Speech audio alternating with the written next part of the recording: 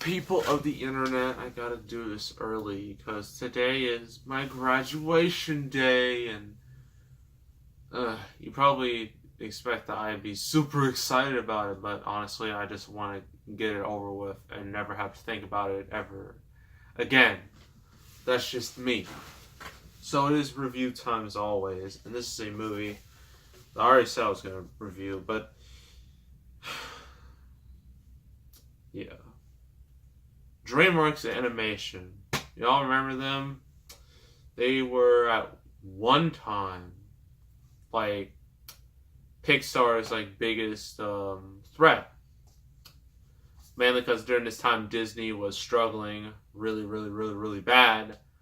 And it wasn't until Tangled where they really got out of the hole. But this was like the dark ages of Disney, like Chicken Little, Home on the Range. It's not a good time. But Pixar, they were doing really well. They had Incredibles. They had Finding Nemo, Monsters Inc. Before they kind of dropped the ball with Cars, and they got the ball back on rolling with Ratatouille, WALL-E, Up, Toy Story 3, and then they botched it again with Cars 2. But DreamWorks, during this era, they had Shrek. Shrek 2, when it came out, was one of the biggest movies ever. By a lot. When it came out, domestically, it was the third biggest ever at the time. I think only behind, I'm trying to think, Titanic and I know Titanic was up there. I'm trying to think.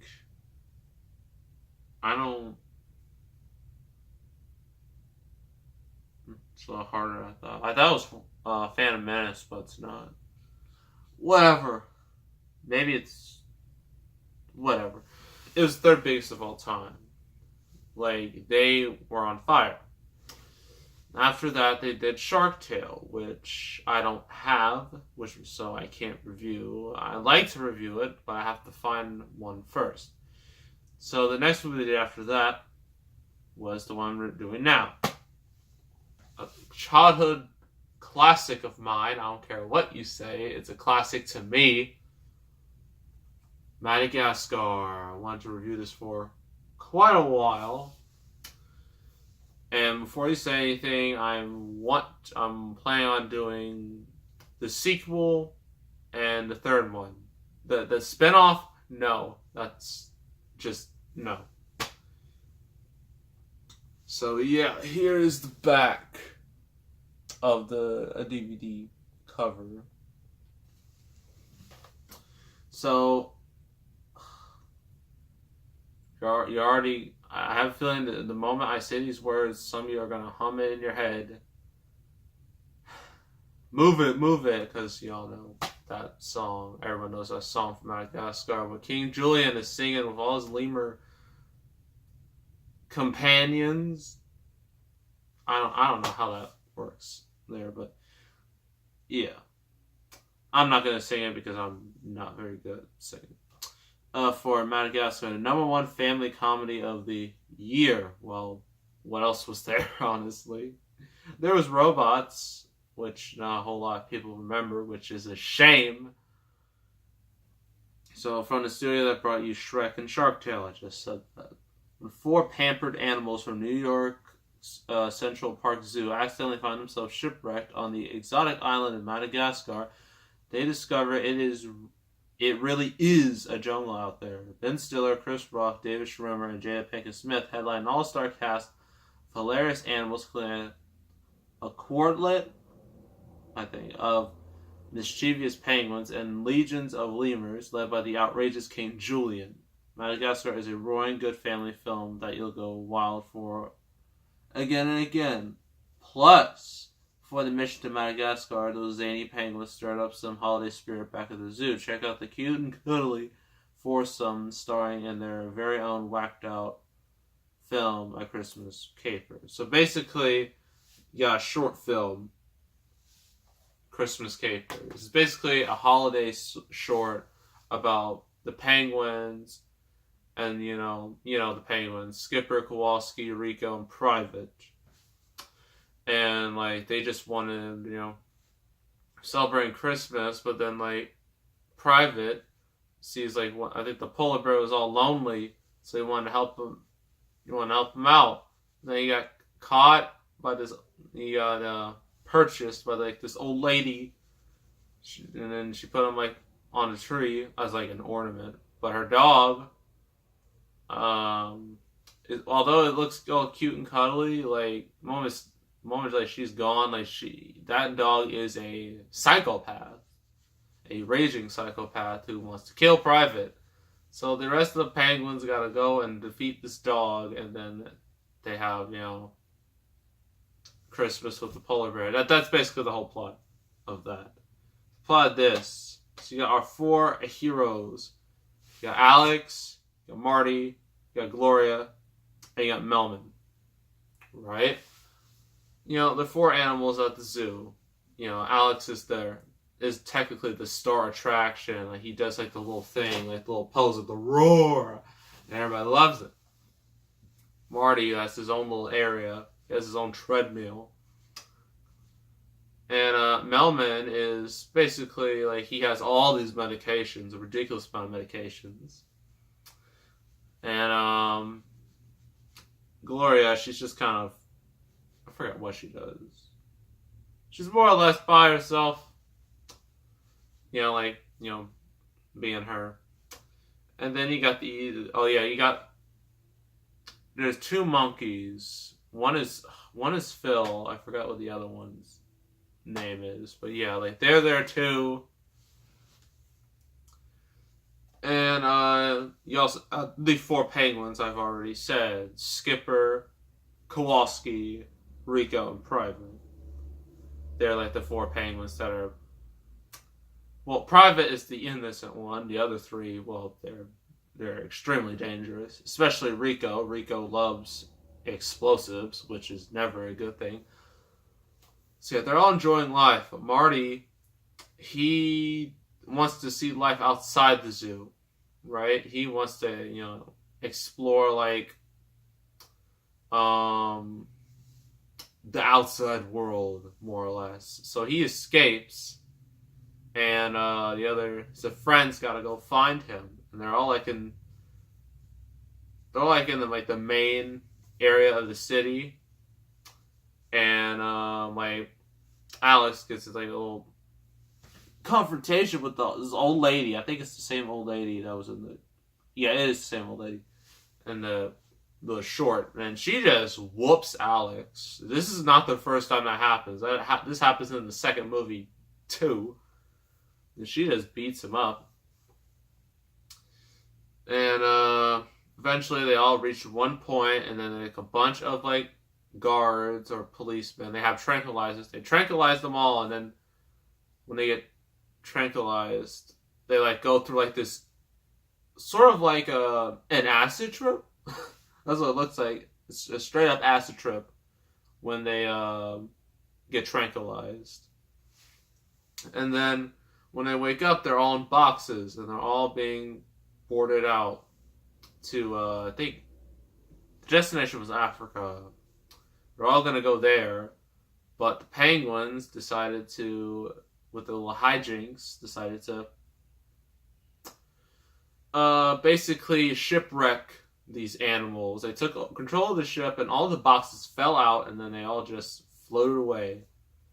So they all eventually reached this island together, and first like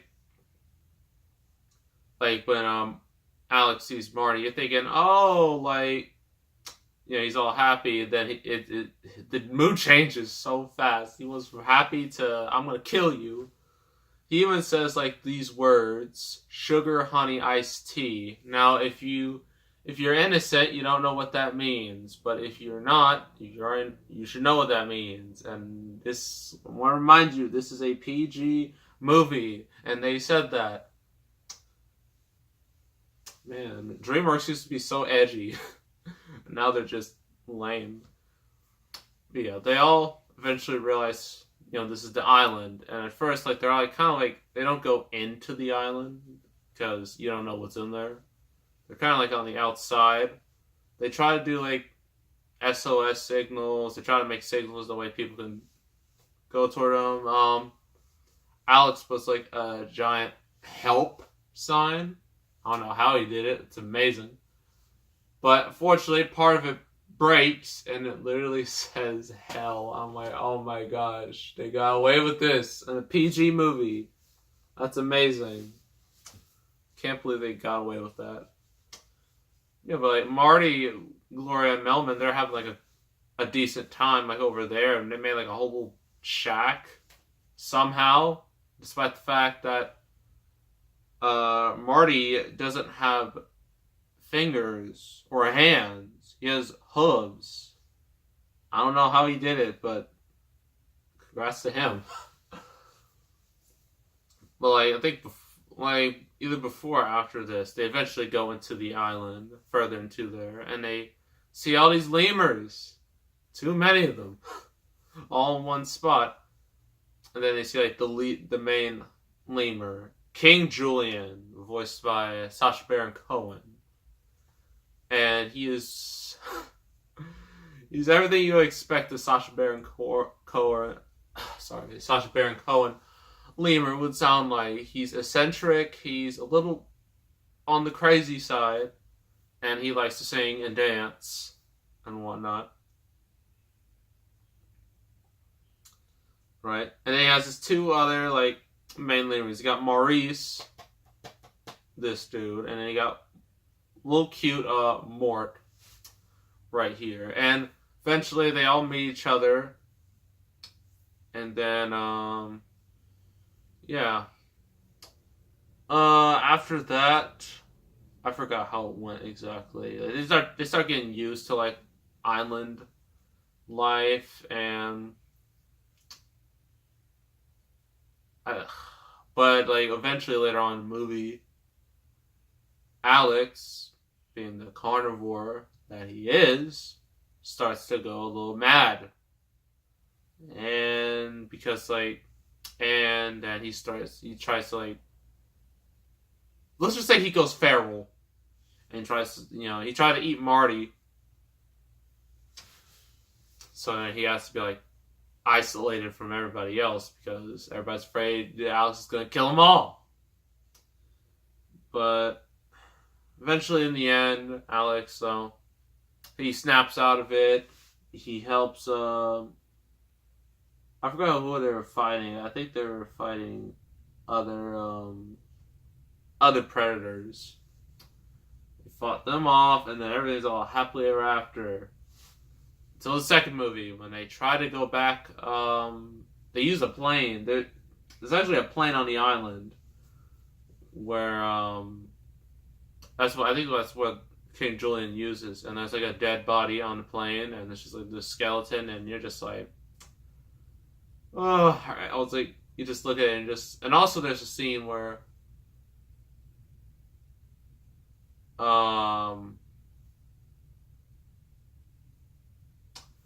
Alex has like a little daydream of like steak because he loves steak to death.